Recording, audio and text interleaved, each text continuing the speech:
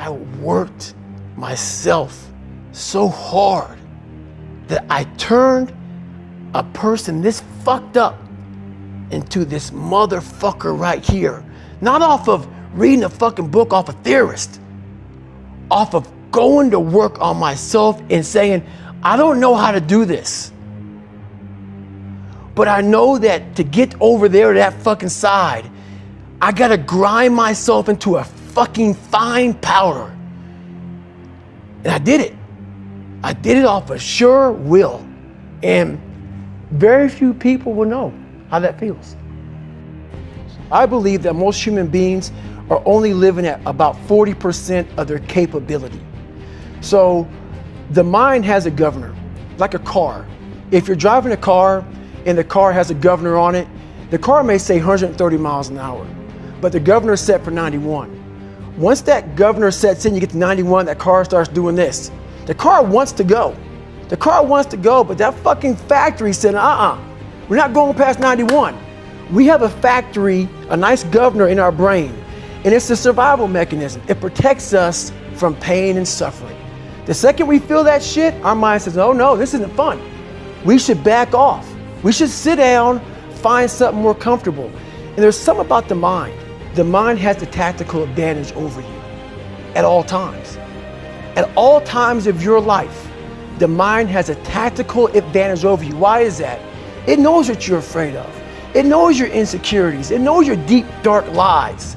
And it starts to push you away from that shit. It pushes you in a direction that is comfortable. The mind controls everything. So what I realized was that when I was growing up and I was 300 pounds and I got all fat and I got all insecure, I realized that my mind kept taking me in this direction. When things got uncomfortable for me, when I was facing my insecurities, when I was facing my fears, my mind said, oh no, we have the tactical advantage. We need to get you, separate you from this feeling over here. Life's all about feelings. We want the happy feeling. We don't want that feeling of this sucks. Why am I here? And you don't have any, so you can't answer those questions, so you leave. I started realizing that if in that moment you can answer those fucked up questions and you are now in charge of your brain versus your brain ruling you, that's where all that stuff comes from. So the 40% rule is all of that. You get to 40%, your brain says, we're done. Let's roll, man. This is starting to get painful. This is uncomfortable. So you sit down. And once you start giving yourself more and more hope and start realizing, okay, the mind starts to be, okay, what are you doing? We're supposed to be going right and you're going left. You start then controlling your mind. Start finding more in yourself, and then it goes from 40% to a lot further than that. But that's the start of it though. Get to the spot where your mind is saying stop. Wherever that is, you gotta get there first, and then that's when that shit starts to work for you. You gotta control yourself in that moment. How you address it is you face it. You face it every day. You face it every single day of your life, where you say, okay, like if you're fat and you need to lose weight, it's patience. It's patience in this fact of accepting who you are right now. I'm fat, I don't like myself. Accepting the fact that if you lose 3 or 4 pounds, that's a huge accomplishment. You have to live in your own fucking world. If you're not real and raw with who the fuck you are, nothing's gonna change.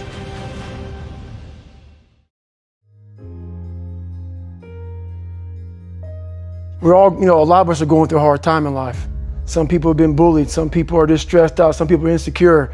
Some people are fat and overweight. And the world puts a lot of this shit in your mind. To develop a mindset that was indestructible. I had to armor plate my mind. And it's about what you're saying to yourself, but it also comes with work. So whenever I was getting beat down, physically, mentally, spiritually, whatever I was going through, just saying, I would put, you can't hurt me. Can't hurt me just became a message, I would say to myself. And that's just kind of where it comes from.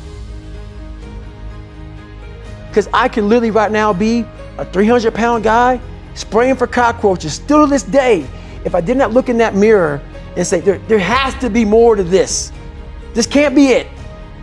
and then willing to go into it, dive deep into it, and give all I have to find it.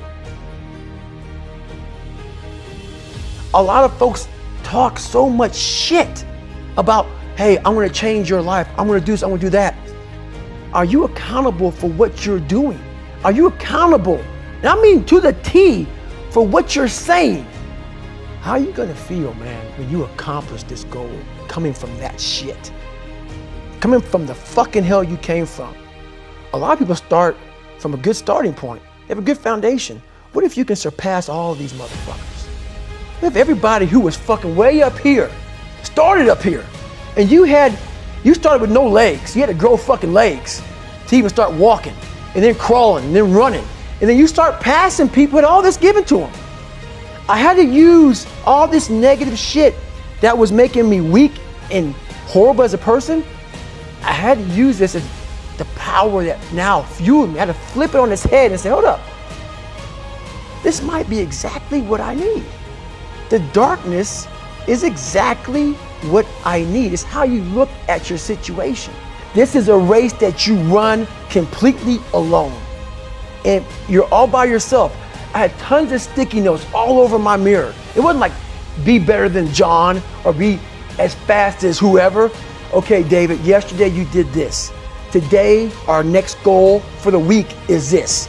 People love putting a label on me about, my God, man, you're just wired different. I'm not fucking wired different, dude.